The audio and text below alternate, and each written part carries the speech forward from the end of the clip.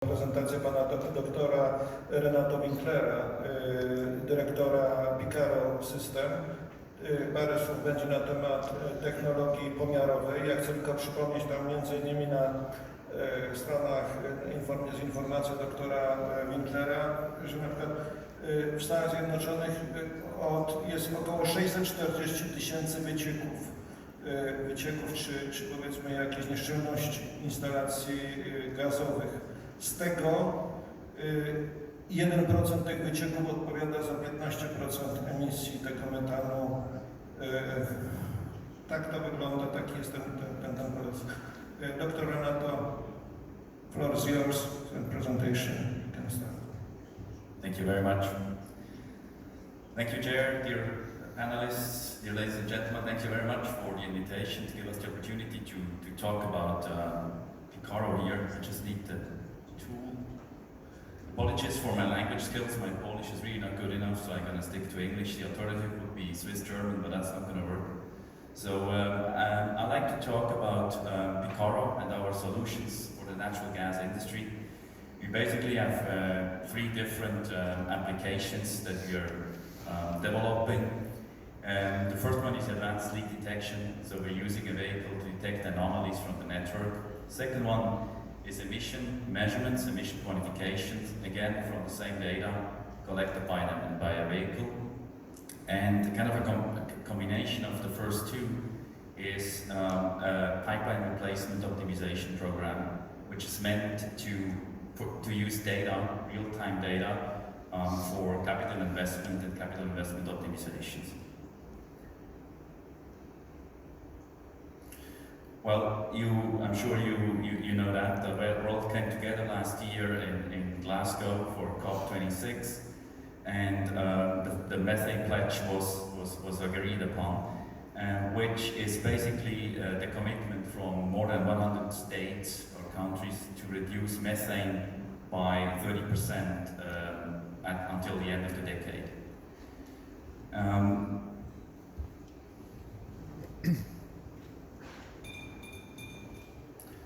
So I'm not going to talk into details here because we just heard that from the colleague in the previous talk.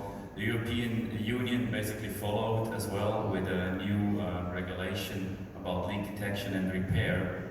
And I think one of the important aspects here I would like to mention is the focus on harmonization of LDAR programs across the European Union. And especially there is an increase of LDAR frequency, which, as it's stated in the proposal by the EU Commission, to do LDAR survey every 3 months, which is quite a drastic increase compared to what is done until now. Obviously, the goal here is to detect leaks as early as possible and to remove them from the network in order to mitigate methane emissions. So emissions quantification methodology, how do we do it with the PICARRO solution? Basically, we have a car that drives along the streets where we have gas pipelines. And what you can see in blue is the so-called field of view. So it's the area that is covered by our technology, and the wind, you can see the wind direction brings the gas towards the car.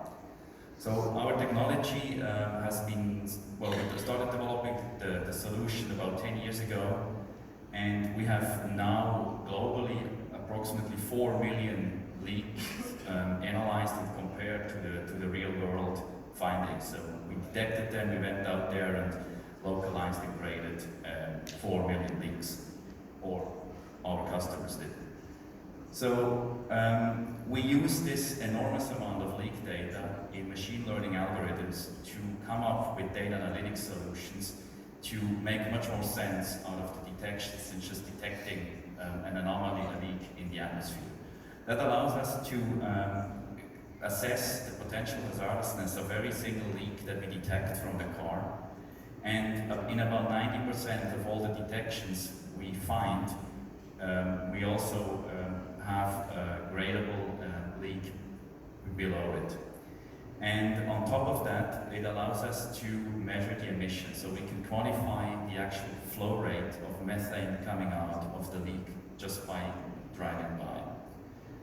And using this enormous data set, we were also able to discriminate between below ground leaks and above ground leaks. So in principle, we have three different steps. We drive, which is really basically data collection. So the drive is just following the streets and collecting data from the network. We then combine and analyze these data with other data sources, for example, geographical information systems, weather, etc. And we analyze that in our so-called PQ software. Eventually, this forms the basis for the decision-making process. So it's really a data-driven decision-making process which can be used in, again, here you see three different applications, to prioritize leaks according to their risk, reduce methane emissions and quantify methane emissions, and to use the data for optimizing capital investments. Emission reduction through targeting large emitters is something we have developed in the last 5-6 years because we have realized that from an operational point of view, it's not possible to run after every little single leak and repair it. It's not possible from an operational point of view, and it's not interesting from an economical point of view. So we used our data, our analytics, to identify the large emitters. They're sometimes called super emitters, but here I'm talking about leaks that are over-proportionally contributing to the total emissions. So here you see a typical distribution of emissions from a gas distribution network.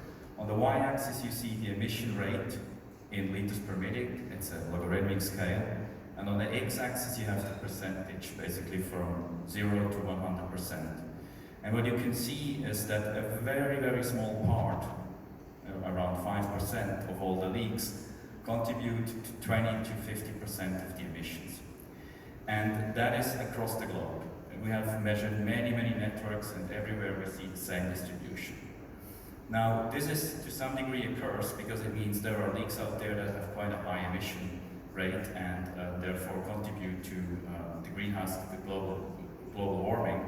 But on the other hand, it's an opportunity because by tackling these so-called super emitters, we have a cost-efficient way to quite drastically reduce fugitive emissions from distribution grids. And that's the hunting of so-called super emitters. So how do we do it in a practical, operational way? I'm not going to go into all the details of this slide, don't worry. But in principle, we start with the selection of a network. We drive the network using the vehicle. And then we have basically two different ways to deal with data. We have a certain threshold, which is put here at 20 ppm. So whenever we detect a leak that is above 20 ppm, and for us, being in a car, this is a rather big indication, we treat it in a deterministic way, which means it would immediately be reported and the operator would act on it and would repair it, localize it and repair it. Everything below this threshold, and again that threshold can be put to whatever the regulator suggests, everything below, all indications below, can be used in a probabilistic way, meaning they can go into data and analytics tools, they can be used for leak survey, they can be used for emissions quantifications, and they can be used for so-called network assessment, optimization of capital investment. So we really do have a lake of data that we collect once and that we can use for multiple different applications right now in a deterministic way or in the future in a probabilistic way.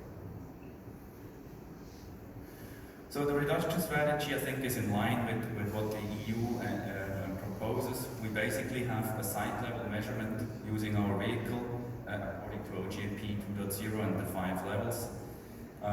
We need to estimate the time, how long has a leak been open, and of course we need to know how many of these emitters are out there, which is given by the network coverage.